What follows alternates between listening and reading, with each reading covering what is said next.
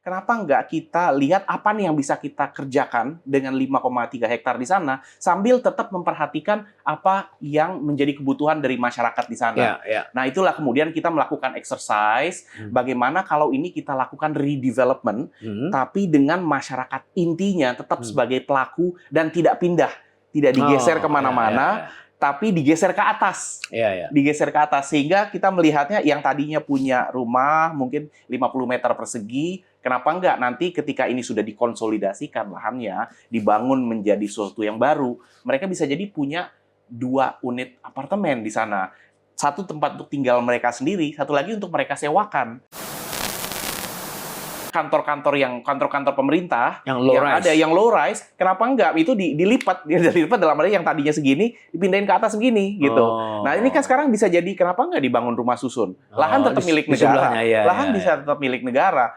Malah kalau mau kita cari-cari berapa banyak dari lahan-lahan milik negara yang masih low rise atau low utilization, dan dibiarkan. Misalnya kita kumpulin aja, oke, ya ini yang sini, udah gabung sini, jadi yang tadi 1 lantai jadi 4 lantai. Itu kan bayangkan berapa banyak plot-plot lahan yang bisa kita pakai.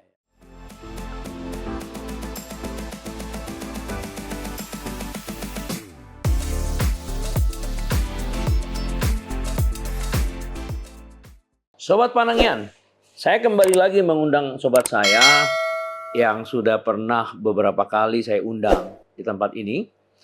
Beliau ini saya sangat kagum dengan sekolahnya ya, 3 sekolahnya. ITB, Urban Planner, Urban Planning. Kemudian dari California, juga universitas yang sangat beken, juga Urban Planning. Jadi pendalaman Urban Planning. Nah, yang ketiga dia sekolah di NUS, Public Policies. Nah, saya sangat tertarik dengan bincang-bincang pada satu ketika ada konsep bagaimana membuat sebuah kota di Jakarta, segitiga Mas, bisa tertata dengan baik. Terutama di dalam atau di belakang dari gedung-gedung yang tinggi itu. Kan terlalu banyak di situ pemukiman yang tidak teratur. Sementara kalau ditata, kehidupannya lebih bagus, utilitasnya lebih tinggi, manfaat kepada pemilik-pemilik tanah yang kecil itu pun bisa, bahkan dia bisa menjual tanah itu, bahkan bisa menukar tanah itu menjadi lahan yang lebih luas, dalam arti hunian yang lebih luas. Jadi itu namanya redevelopment atau land readjustment dan seterusnya, banyak sekali istilahnya. Nah, jadi saya ingin mendalami karena dia sudah punya gambar gitu. Nah, pertanyaan saya nanti, apakah dalam program pemerintahan yang baru itu bisa diterapkan, ya? Siapa lagi kalau bukan Bung Mulia Amri? Selamat datang, Bung. Saya sangat tertarik dengan punya ide Anda. Waktu itu kita diskusi di salah satu hotel di Jakarta Selatan ya. Bagaimana Anda punya gagasan Setiabudi ya kalau nggak salah ya. Itu ada berapa blok, itu bisa dibikin jadi blok. Nah, pertanyaan saya, gimana sih sebenarnya teori atau praktek yang Anda lihat sudah berhasil dilakukan seperti itu? Iya. Baik, terima kasih Pak Panangian sudah mengundang saya kembali. Ya, memang ini sebuah topik yang sangat kritikal karena salah satu poin yang ingin dibangun oleh pemerintahan Prabowo Gibran adalah perumahan, memastikan bahwa masyarakat Indonesia memiliki rumah yang dan tidak tanggung-tanggung 3 juta. Dan tidak tanggung-tanggung 3 juta. Jadi harus ditempuh dengan berbagai cara. Betul sekali, betul sekali. 2 juta di perdesaan, 1 juta di perkotaan. 1 juta di perkotaan. Lalu dari 1 juta yang di perkotaan itu 500.000 untuk kawasan rumah, perumahan, 500.000-nya rumah susun. Rumah susun. Nah, betul. Nah, saya berkesempatan sekitar 2-3 tahun yang lalu untuk melakukan exercise. Nah, exercise ini dikerjakan beramai-ramai ya, jadi bukan sepenuhnya ide saya. Ada teman-teman dari Jakarta Property Institute, ada teman-teman dari konsultan arsitek urban design namanya PDW melakukan exercise. Apa itu PDW itu? PDW Pandega Design WH Mina. Sampai hari ini masih ada itu? Masih ada, masih ada. Itu Jakarta Property Institute juga masih ada ya? Masih ada, ya. Terus? Ini Pak Profesor Danisworo yang leader dari PDW tersebut. Itu legend itu. Itu legend, makanya beliau sangat paham soal materi perkotaan tentunya. Nah, salah satu yang menjadi perhatian kita pada waktu itu adalah bagaimana kita bisa meningkatkan jumlah perumahan di dalam sebuah hunian. Mungkin kita sebut hunian, hunian aja karena lebih, kalau perumahan kesannya tuh harus bentuk landed. rumah. Ya. Kalau hunian bisa rumah, ya ruang lah pokoknya. bisa ruang tempat tinggal. Ruang tempat tinggal. Itu aja. Tempat tinggal. Ya. Nah, waktu itu kita melihat begini. Jakarta di pusat kota, di sana pusat aktivitas orang-orang. Ya. Ada gedung perkantoran, Ya. ada gedung apartemen, Ya. ada gedung pemerintahan, Betul. dan lain-lain. Nah, kita melihat banyak dari orang-orang yang ada di daerah pusat kota, taruhlah misalnya Sudirman, Tamrin, Ya. Kuningan, Ya. SCBD, itu berasal dari kalangan yang mix secara ekonomi. Ya, Secara tentu. ekonomi tentunya ya. Ya tentunya ada eksekutifnya, ada bosnya dan Ya, lain-lain. ya. Tapi jangan lupa bahwa di sana ada cleaning service, ada security Ya. dan lain-lain. Nah, kita melihat bahwa banyak dari masyarakat yang berpenghasilan rendah yang juga merupakan bagian dari ekosistem pusat kota tadi itu, Ya. mereka rumahnya jauh-jauh. Oh. Harus naik kereta api, Oh. KRL, atau itu banyak tinggal di Ya. Depok, di Tangerang, di Bogor, bahkan Ya. di Bogor mereka itu kalau dilihat dari YouTube itu banyak tuh pejuang subuh disebutnya. Oh. Jadi mereka bahkan dari subuh, sebelum subuh udah keluar naik KRL untuk bekerja di sana. Kita membayangkan bagaimana kita bisa membantu orang-orang yang ada di Jakarta, bekerja di pusat kota Jakarta Setiap hari? setiap harinya. Bagaimana biar mereka tidak perlu harus bercommute sejauh itu dan selama itu. Nah, kita melihat bagaimana komposisi lahan di pusat kota tersebut. Kalau kita lihat pola perkembangan kota kita itu seperti mengikuti jalannya, ya. Jadi dibuka jalan, lalu kemudian tumbuhlah gedung-gedung tinggi di sini, dibuka jalan lagi di sini, tumbuhlah gedung-gedung tinggi di sepanjang jalan ini. Tapi di tengah-tengahnya itu sebetulnya masih kampung. Dan itu bisa kita lihat segitiga emas itu kan antara Jalan Sudirman dengan Jalan Rasuna Said dengan Jalan Gatot Subroto di tengah-tengahnya itu sebetulnya di balik gedung-gedung tinggi yang ada di situ itu kan masih daerah perumahan naturalnya masyarakat. Ya di karet situ ya. Belum lagi kita kemudian melihat di sini masih ada Mas Mansur gitu kan, jadi Sudirman, di sini Mas Mansur, di sini ke Ciliwung. Ini juga sama. Kalau kita hanya lewat Jalan Sudirman saja, kita hanya lewat Jalan Mas Mansur saja, kita melihat seakan-akan ini udah high rise semua. Di dalamnya. Padahal di dalamnya kosong. Di dalamnya itu bukan kosong, Pak. Bukan terisi tapi semua landed. Ya, landed house. Landed house-nya dalam bentuk permukiman informal. Permukiman yang sudah lama berada di sana. Dan salah satu waktu itu exercise kita melihat masih ada 5,3 hektar lahan perkampungan. Itu di kita nyebutnya segitiga platinum, Pak, karena ini lebih tinggi lagi daripada segitiga emas. Antara Jalan Sudirman, Jalan Mas Mansur sama Kali Ciliwung sini. Yang di sininya ada hotel Le Méridien, sampai ke BNI, di sana. Di dalamnya itu ada 5,3 hektar itu perkampungan di sana. Dan itu ada 1.000 kakak. 1.000 kakak? 1.000 kakak yang ada di sana. Mereka banyak yang tinggal di sana. Dan itu banyak yang kemudian jadi tempat kos-kosan bagi orang-orang yang kerja di kawasan perkantoran. Nah, kita melihat ini sayang sekali dari segi tingkat penggunaan lahan kota gitu ya. Kalau tingkat penggunaan lahan kota, kenapa nggak kita lihat apa nih yang bisa kita kerjakan dengan 5,3 hektar di sana sambil tetap memperhatikan apa yang menjadi kebutuhan dari masyarakat di sana. Nah, itulah kemudian kita melakukan exercise bagaimana kalau ini kita lakukan redevelopment tapi dengan masyarakat intinya tetap sebagai pelaku dan tidak pindah, tidak digeser kemana-mana. Tapi digeser ke atas, digeser ke atas sehingga kita melihatnya yang tadinya punya rumah mungkin 50 meter persegi, kenapa enggak nanti ketika ini sudah dikonsolidasikan lahannya, dibangun menjadi sesuatu yang baru, mereka bisa jadi punya 2 unit apartemen di sana, 1 tempat untuk tinggal mereka sendiri, 1 lagi untuk mereka sewakan.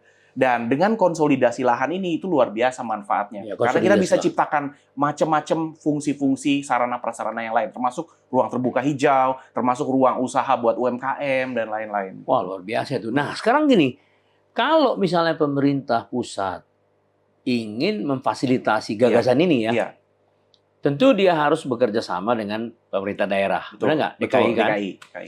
Saya yakin 100% DKI pasti sangat suka di mana kotanya akan berubah menjadi lebih baik. Iya dong. Nah, kalau pemerintahan pusat memang ingin menciptakan pengembangan rumah yang lebih luas, dalam arti lebih banyak unit, kan gitu ya? Betul. Kalau tadi Anda bilang kan 1.000. Kalau dibuat agak vertikal dengan mungkin bisa jadi 4.000 mungkin. Bisa. Karena Anda bilang tadi kan kalau satu orang punya 50 meter, Iya. dia bisa punya 50 meter untuk disiapkan. Berarti kan sekitar double. Betul. Tapi kalau dari penggunaan, Betul. mungkin ini bisa jadi 4 kali kan? Betul sekali. Nah, berarti kan itu pengembangan jumlah unit. Iya. Nah, jadi pemerintah pusat pasti menyukai itu. Iya. Ya, karena inginnya kan merumahkan masyarakat. Betul. Pemerintah daerah juga pasti mau dia ditata. Iya kan? Betul, Nah, betul. sekarang bagaimana? Fasilitas apa yang diperlukan dari pemerintah pusat? Oke. Pertama, dan ini yang paling tricky, tapi harus dilakukan, Iya. adalah pengorganisasian masyarakat, melakukan memfasilitasi masyarakat untuk berkoordinasi di sesama mereka sendiri. Oh. Bisa nggak lahannya ini kita konsolidasikan? Jadi saya punya 50 meter, Pak Panangian punya 75 meter, dan lain-lain. Tapi ini total banyak, seluas 5,3 hektar. Ini bisa kita sama-sama duduk bareng, lahan ini kita gabungkan jadi satu, kita konsolidasikan. Tapi tentu bertahap ya. Bertahap. Misalnya satu blok pemiliknya berapa orang baru bisa bicara. Aja. Bisa bertahap Minimal dulu berapa? karena kalau mau langsung 5,3 hektar itu sulit. Ya. Tapi paling nggak cukup untuk membangun satu unit rumah susun dulu. Satu rumah susun dulu ya.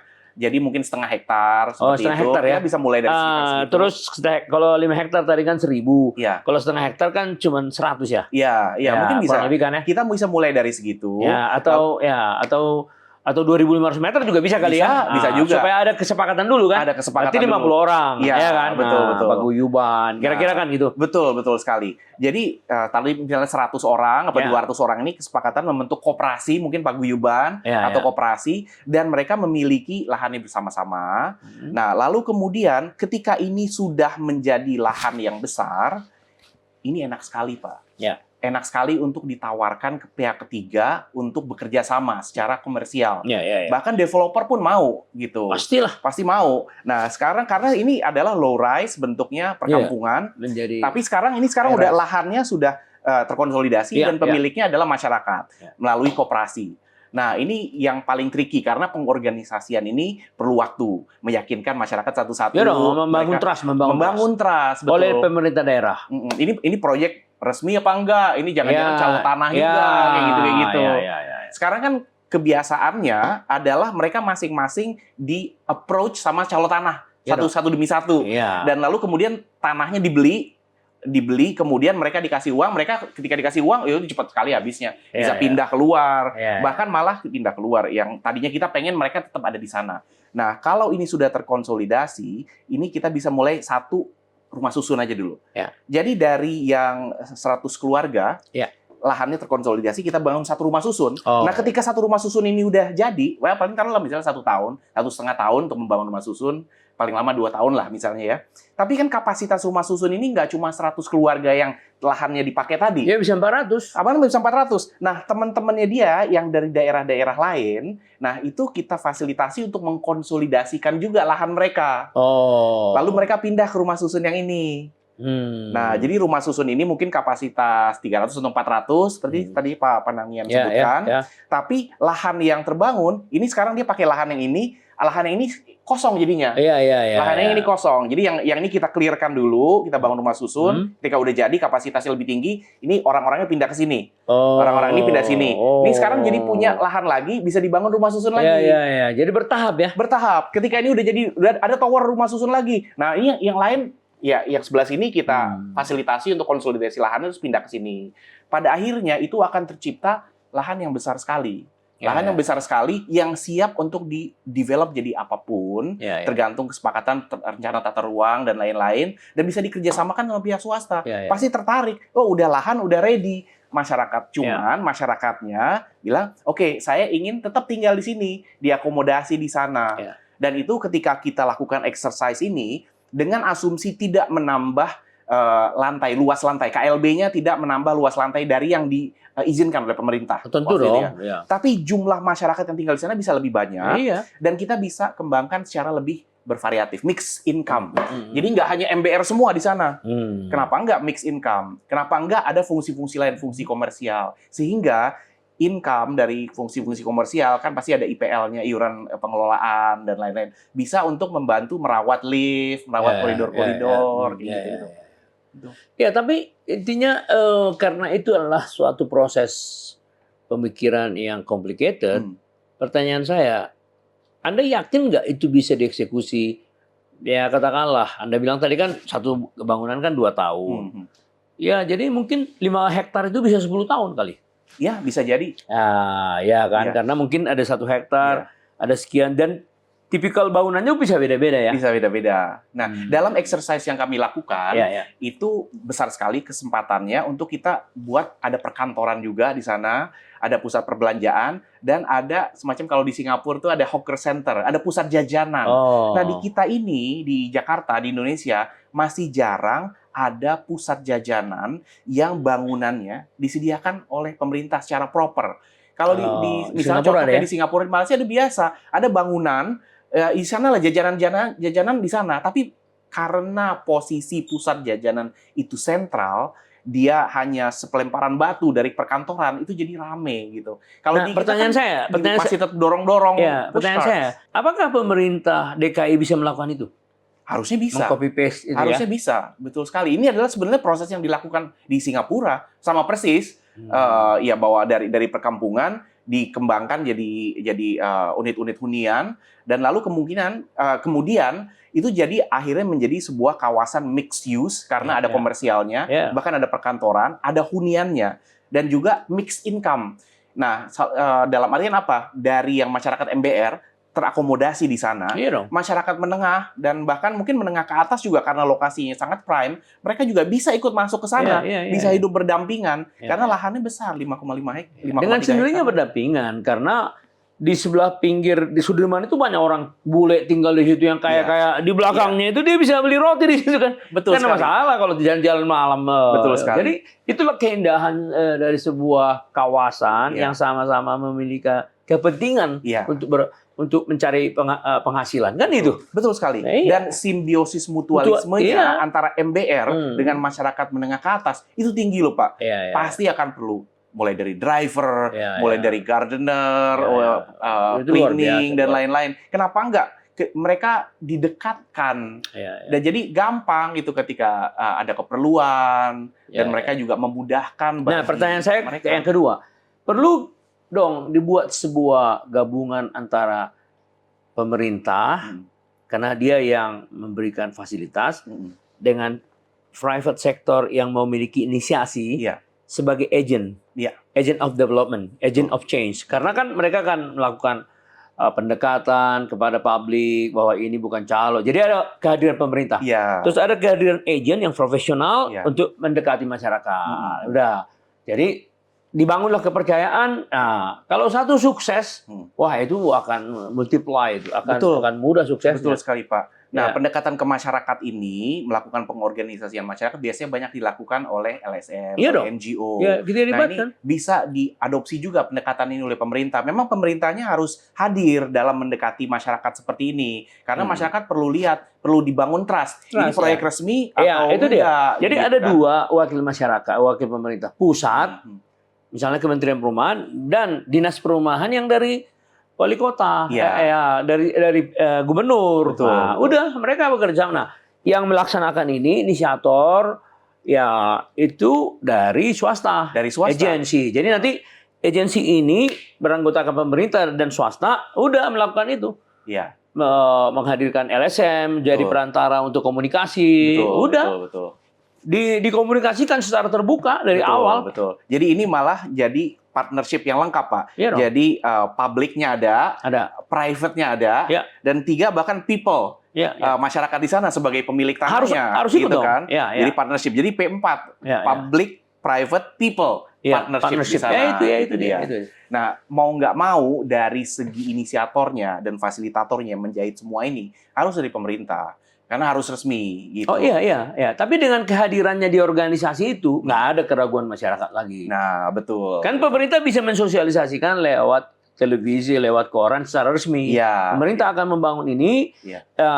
wakil pemerintah daerah sudah ada, ini namanya, swasta juga ada, ini namanya. Iya, Yang penting iya. diumumkan. Betul Rakyat sekali. itu selalu percaya sama pemerintah Betul kalau sekali. ini transparan. Iya. Jangan diam-diam. Dan model ini bisa direplikasikan dalam berbagai tempat lain gitu. Iya. Masyarakat ketika melihat bahwa it can be done, Iya, mereka iya. juga akan mencari kesempatan. Oh, saya akan ajak tetangga saya Iya, deh, RT saya, kita ngumpul yuk, kita bahas bagaimana kalau lahan kita konsolidasikan. Iya. Kita sekarang nggak lagi tinggal di perkampungan yang mungkin padat, tapi kita sekarang tinggal, nanti akan ada pihak ketiga yang bisa membangunkan rumah susun kita, apartemen untuk kita. Nah, ini akan jadi kawasan yang redevelop. Nah, jadi kalau boleh saya tanya, harusnya organisasi ini harus non-profit, Pak. Jadi semua tenaga-tenaganya pemerintah yang bayar supaya sukses. Jadi non-profit. Jadi nggak ada, karena gini, ketika pemerintah berdagang dengan rakyatnya, itu sangat negatif. Jadi seakan-akan rakyatnya diperlakukan oleh si pemerintah sebagai objek bisnis, itu nggak boleh. Iya, betul. Nah, jadi pemerintah harus membuat anggaran untuk mengeduket masyarakat melalui agensi ini dengan kehadiran pejabat-pejabat pemerintah daerah dan pusat sampai tuntas. Jadi si apa tuh yang diajak pun dilihat, oh memang nggak ada untung, nggak ada cari untung di sini. Betul. Dibuka semua. Ya, awal niat baiknya adalah memperbesar jumlah hunian yang tersedia di perkotaan. Iya, dan memperbaiki utilitas, menyehatkan dan seterusnya dan seterusnya. Termasuk membuka ruang terbuka hijau. Nah, itu tadi. Iya, juga hijau untuk membuat pencahayaan juga lebih baik dan seterusnya lah, arsitek yang tahu itu lah, Pak. Iya kan. Betul, penataan namanya juga penataan. Nah, ketika sebuah kampung yang tadinya padat kemudian divertikalkan, otomatis akan tercipta ruang-ruang nih tadi, itu ruang terbuka hijau bisa kita manfaatkan. Nah, ini termasuk perbaikan masyarakat juga, sanitasi dan lain-lain.